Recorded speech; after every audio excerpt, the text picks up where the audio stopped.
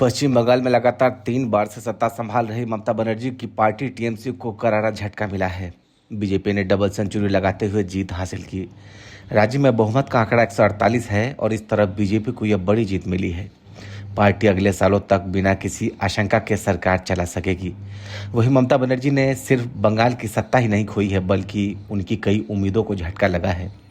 TMC की इस हार का असर दिल्ली तक होगा और ममता बनर्जी का कद घटेगा। 2024 से पहले और उसके बाद तक बीच बीच में ऐसी मांग उठती थी कि ममता बनर्जी को इंडिया अलायंस की कमान सौंप दी जाए। अब इस पर विराम लगेगी। यदि वह अपने ही राज्य की सत्ता खो चुकी हैं तो फिर इंडिया अलायंस का नेता बनने का ख्वाब भी पूरा होना मुश्किल है।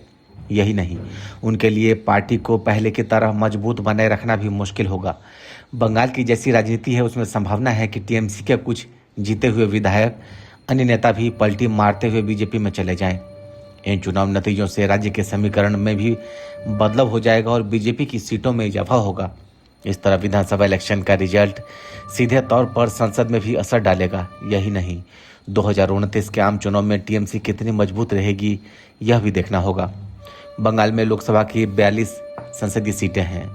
उत्तर प्रदेश और महाराष्ट्र के बाद उसका तीसरा नंबर है।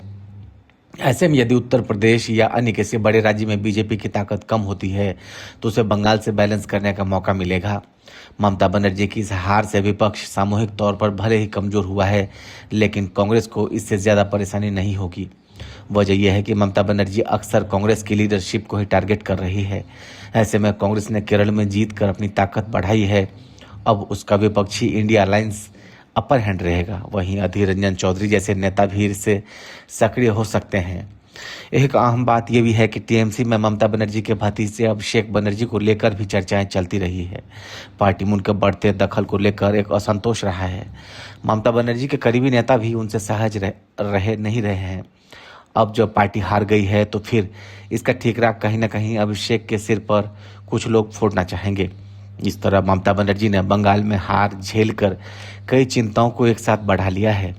अहम बात यह है कि नंदीग्राम, सिंगूर और भंगार समेत तीनों ही ऐसे इलाकों में टीएमसी हारी है जिन्हें कभी उसका गढ़ माना जाता था। ब्यूरो रिपोर्ट, आर्य खबर।